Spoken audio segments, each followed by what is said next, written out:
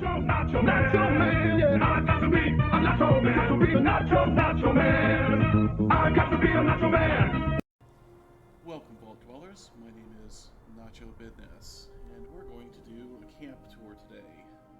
You may have seen some other tours appear recently on my channel, but those were recorded almost a year ago. So it's been a while since I've done one of these, but I'm sure it'll be fine. I'm sure it'll be just like falling off a bicycle, and we'll have no problems whatsoever. We are in the ash heap today to take a look at my camp for the Raider Punk. I am slowly trying to build a themed camp for each of the different allies in game. Our particular location here is just to the southeast of the Mount Blair icon here, and just to the east of abandoned mineshaft 6. And there are all kinds of interesting things to build around here. There's this mechanical structure here. There's that round vent fan over there. There's even more kind of down the hill. But I have chosen to build around this radio tower, which made sense for the Raider Punk since he's obsessed with radio networks. And I was able to kind of just barely get this dump truck in my camp space. I was not able to grab the shipping containers. But the centerpiece of what I've got here is this great shack. It's pre-existing, and there's already a lot of detail here. There are multiple entrances and a lot of junk outside that looks great already without us even doing anything, and same on the inside. One of the things that I miss the most about Fallout 4 is junk decorating, but this place, it's kind of already done for us. It does have a functional cooking stove and Tinker workbench, so there's a couple of workstations that we don't have to build. It does have some corpses in it though, and unfortunately there's just not much we can do about them. I'm able to cover that one up, and I'll show you later what I did there, but this one, not a thing I can do with this. And certainly if you have some ideas of what I could do to cover that up or move it or get rid of it, I would be very interested to hear about it in the comments. The upstairs does have a functional bed along with a safe that you can unlock every day for some XP, some progress towards the achievements, I guess you could call them. The challenges, I think, is the better name. It also has a desk in it already that is decorated with a typewriter and this little outdoor balcony area. So this place is already looking pretty good before we do anything to it. But let me get the camp activated and we'll show it off after we do some building. Alright, so I did choose to wall this place off. I figure we're in the ash heap, and that is just going to make sense from a world building perspective. I chose the location for my main gate because I spent some time just kind of hanging out here before I started building, came back and forth a number of times just to try and figure out where enemies would spawn. And it just so happens that low-level enemies like dogs and rats will spawn outside this gate. So a couple laser turrets actually, for once, are able to defend my camp. And so let's take a look at the rest of the exterior walls here a little bit. I did try to mix things up. For example, we've got these grocery shelves here and the junk walls that were available in the Atomic Shop. I will say that despite my best efforts, though, I still can't make a wall in 76 that looks as good as a wall in Fallout 4. What can you do? I'm not entirely displeased with how it turned out as a whole, though. It looks fairly junky, post-apocalyptic, and I think that it has a decent overall effect. Let's go in through the main gate here, and we've got some nice welcoming signs outside to tell people about the sales and the plans and weapons that are available on the inside. I do wish we could control where people might spawn, because people tend to spawn and not see my very friendly cutout here pointing people inside where my store is located. But they still do manage to find their way in, and let's take a look around in here. Just added a little bit in the way of some wall decorations, workbenches, special boosting items. We've got some magazines that are on sale. You may notice that almost everything had to be put in here with a rug. If you're going to build pre-existing structures in this game, it almost always has to have a rug to keep your item from either falling through the floor or bouncing up to the other level. I did want to come out here and take a look at this. If you have not got this Red Rocket gas pump wall light, I believe that's a daily op reward. Pick that up. That's a good one. I like that one. Think it looks appropriate around here. Got a little kitchen area over here, and the stove was pre-existing, but I added a sink and a fridge for some utility. Got a lot of boxes and stuff that were already on the shelves, but we've also got some collectibles over here and a fortune teller machine so you can test your luck, along with some free water, more magazines, and just more stuff for quote-unquote sale. And so that's why I've got my vending machine in here, because we're trying to make this look like a post-apocalyptic store as best we can.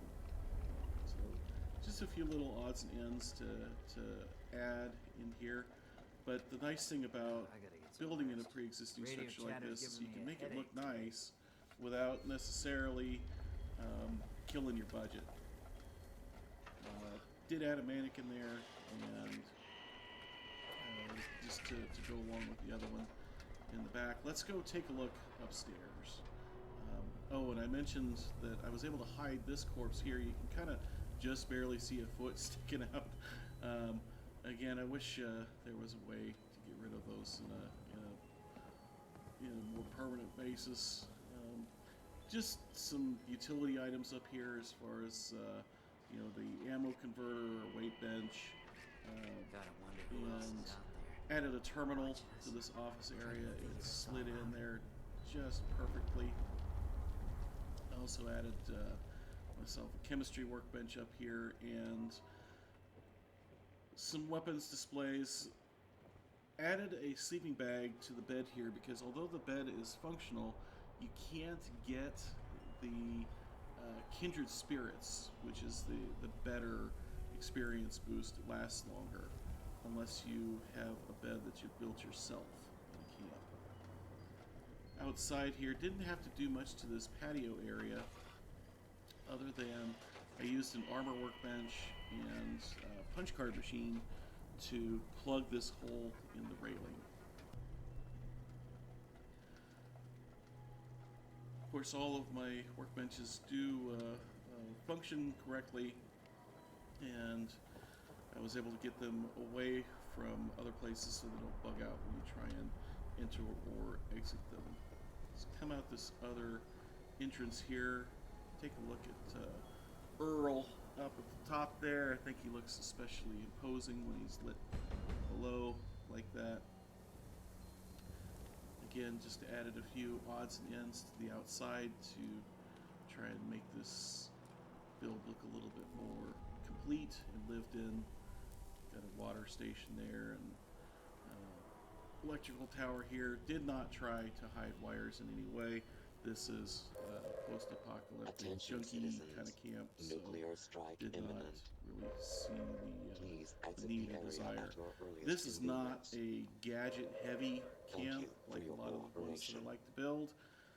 All I've got here is just a switch that I can use to turn off everything around the camp.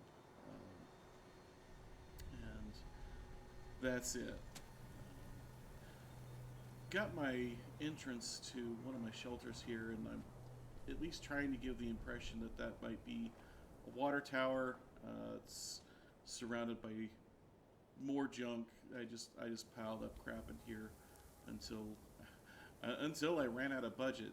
Actually, this is where I came to just finish out what budget I had left after building here. But that water tower supplies a nice clean bathroom with a decon arch that doesn't make a ton of sense for the bathroom, but from a gameplay sense at least, it's functional. I do wish that we had this supposedly clean shower. Still looks pretty gungy to me, but I guess for after the end of the world, it's clean enough. Let's go. Do have a small garden over here just to supply my needs. I'm able to support my cranberry relish needs along with being able to make a little adhesive if I need it, and corn soup. Those are the things that I tend to use the most when it comes to food and drink. I like this Red Rocket prefab, but I see a lot of people don't hook it up to power, and if you do, you get these nice neon letters, you get that smoke and fire effect from the rocket, and some lights turn on the inside. Overall, worth hooking a power wire up to it.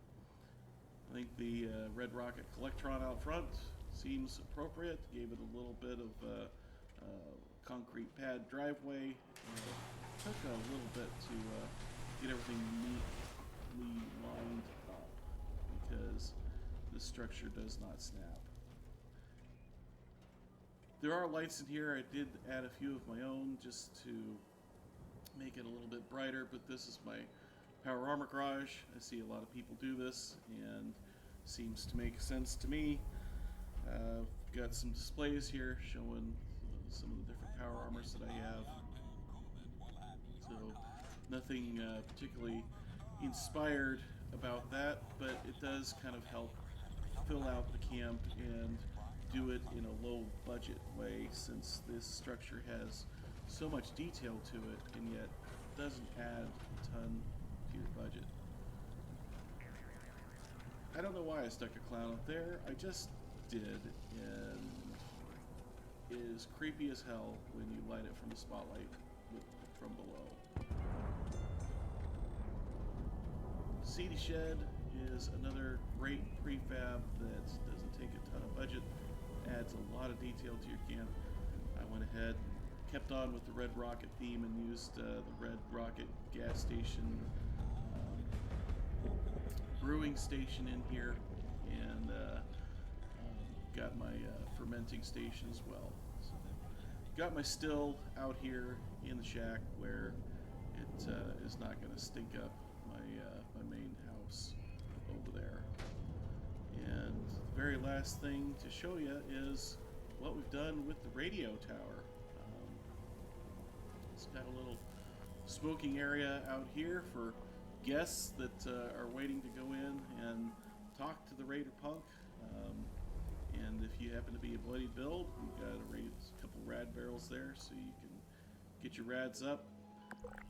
And just tried to scatter around some electronic equipment in here. Got ourselves a little on-air sign just to try and add something, some visual interest to this radio tower and this ham radio that is supposedly hooked up to it.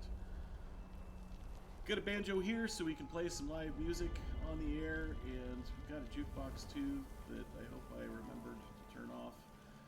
Game's muted right now. I don't know if it's playing or not. But like to think that the punk has wired this into his ham radio so that if he's not on the air, he can at least provide some background music. I wanted an ammo machine here somewhere, and well, hey, it's sort of radio-ish. It's got a screen and some tabs on it, a keyboard. I don't know. What are you gonna do? Um, just a last little bit of decoration, and that's it. That is the Raider Punks Radio Tower Camp. And I really like how this one turned out. I've gotten a number of people just message me randomly and comments saying that they liked it, so I hope that you enjoyed this camp, and if you did, be sure to hit the like button. I have more content coming. I've got a fun shelter that I am looking forward to showing off to you. If you didn't like, please tell me why in the comments so that I can try and do better for you next time. Until next time, my name is Nacho Bidness, and I'm saying it's a great big wasteland out there. Let's go have fun in it.